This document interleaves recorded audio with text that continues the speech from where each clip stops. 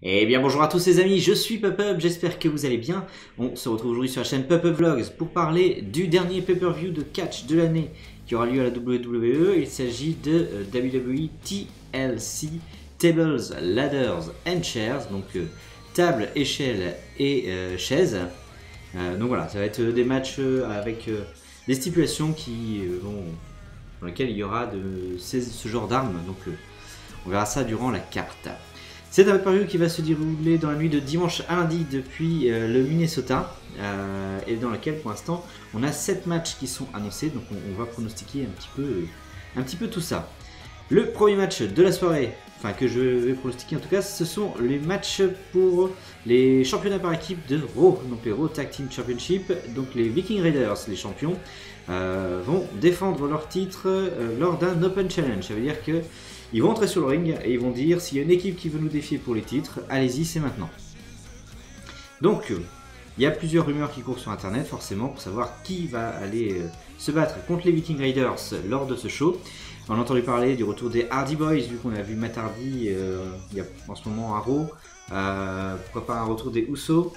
Personnellement, je vais partir sur quelque chose de plus simple. Je pense que ça va être The OC, donc The Original Club, Gallows et Anderson qui vont avoir un match pour les championnats. Ils ont remporté le mois dernier le titre de meilleure équipe du monde lors du pay-per-view Crown Jewel en Arabie Saoudite, et depuis ils n'ont pas eu de match pour pouvoir lutter pour les championnats par équipe. Donc il serait normal en tant que meilleure équipe du monde qu'ils aient un match de championnat, donc pour les Raw Tag Team Championship contre les Viking Raiders. Donc voilà, je vais partir dans l'optique que c'est eux qui vont affronter les Viking Raiders, mais dans tous les cas je pense que les Viking Raiders vont garder leur titre et qui resteront champions à la fin de ce pay-per-view.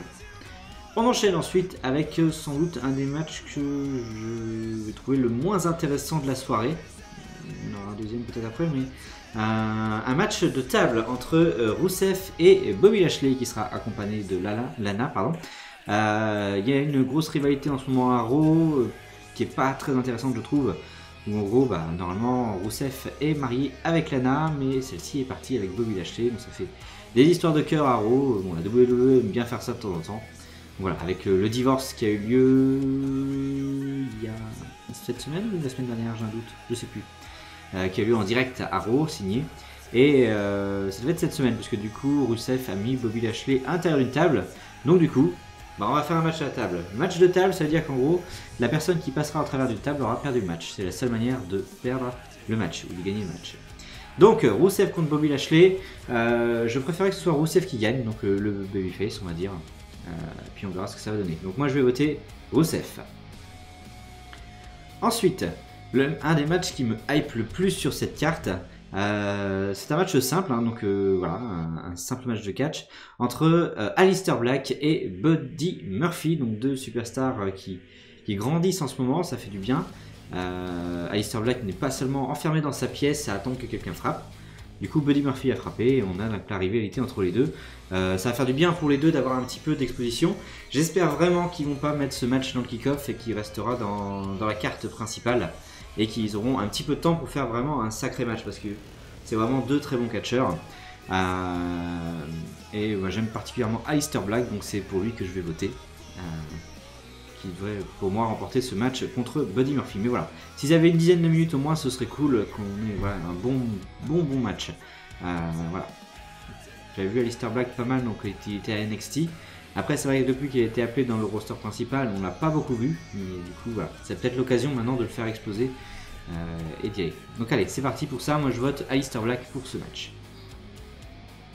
Le match suivant. Un match pour les championnats par équipe de SmackDown qui se rejouera à l'échelle. Donc, on aura le New Day, Big E et Kofi Kingston contre The Revival, Scott Dawson et Dash Wilder. Donc ça, c'est un match qu'on a vu beaucoup ces derniers temps. Content qu'ils mettent des échelles parce que ça a été annoncé tardivement le fait que ce soit un match à l'échelle.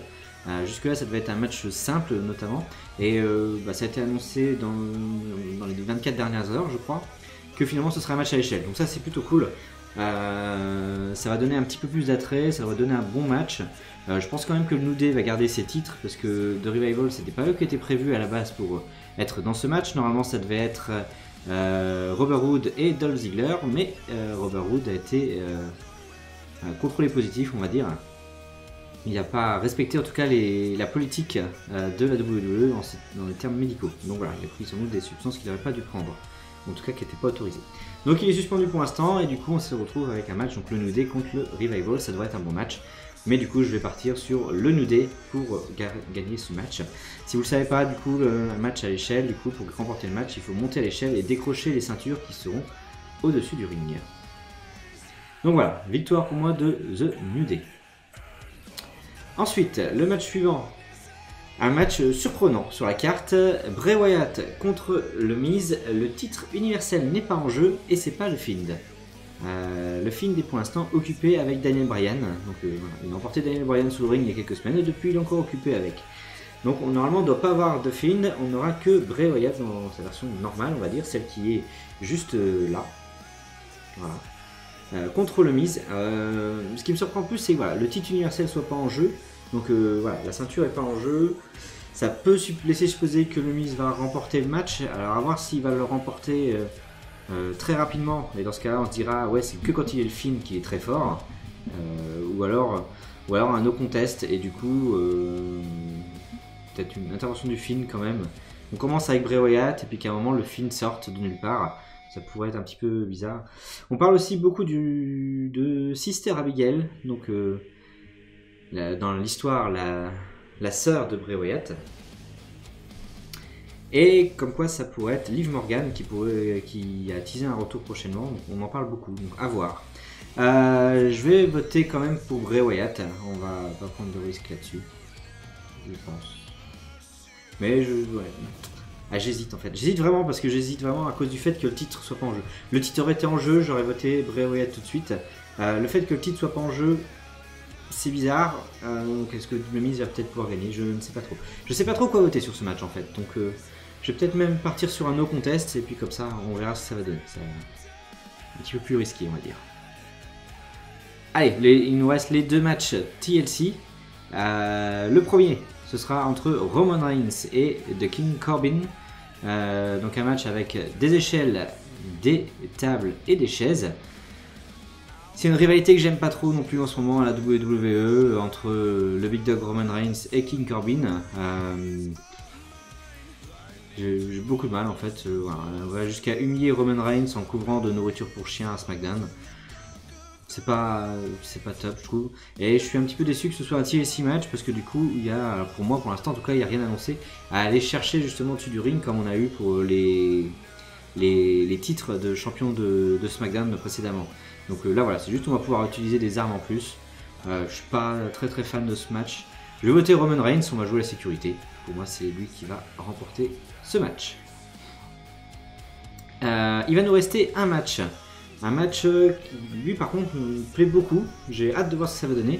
C'est pour les championnats féminins par équipe.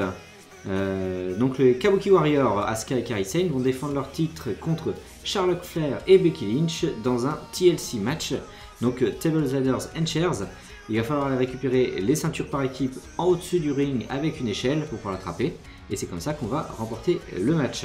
C'est 4 bonnes catcheuses. Les Kabuki Warriors, depuis qu'elles ont les titres, elles déchirent tout le monde de toute façon. Avec notamment la Green Mist principalement de Asuka, qui fait vraiment qui a beaucoup de points on va dire. Et du coup en face on a quand même deux des top superstars féminines de la WWE avec Charlotte Flair de Queen et Becky Lynch de Man. Donc voilà. Après, d'après ce qu'on peut voir sur les réseaux sociaux, elles sont pas emballées ni l'une ni l'autre par cette rivalité, le fait d'être en équipe. Donc à voir. Du coup, moi je vais voter Kabuki Warrior parce que je pense que les deux vont pas réussir à s'entendre entre Charlotte Flair et Becky Lynch. À un moment donné, ça va pas le faire. Ou alors il y aura une intervention. Et on commencerait peut-être à lancer cette fameuse rivalité qu'il pourrait y avoir entre les 4 Horsewomen de la WWE contre les 4 Horsewomen de la MMA. On entend beaucoup parler, peut-être un retour de Ronda Rousey, comme je vous avais déjà parlé le mois dernier, on en parle toujours beaucoup. Voir si éventuellement elle reviendrait ce soir ou non. Pour lancer quand même une histoire pour atteindre WrestleMania, donc au mois d'avril. Mais voilà, donc, du coup je vais voter les Kabuki Warriors pour ce match. Voilà, bah écoutez, c'était les 7 matchs que l'on connaît pour l'instant sur la carte de WWE TLC qui aura lieu, je vous rappelle, ce dimanche. Je vous retrouve donc en début de semaine, je ne sais pas encore exactement quand, parce que je ne sais pas quand est-ce que je verrai le pay-per-view pour qu'on en discute un petit peu et qu'on fasse une petite review de ce qui s'est passé sur ce show. D'ici là, je vous souhaite à tous une bonne fin de journée et je vous dis à la prochaine.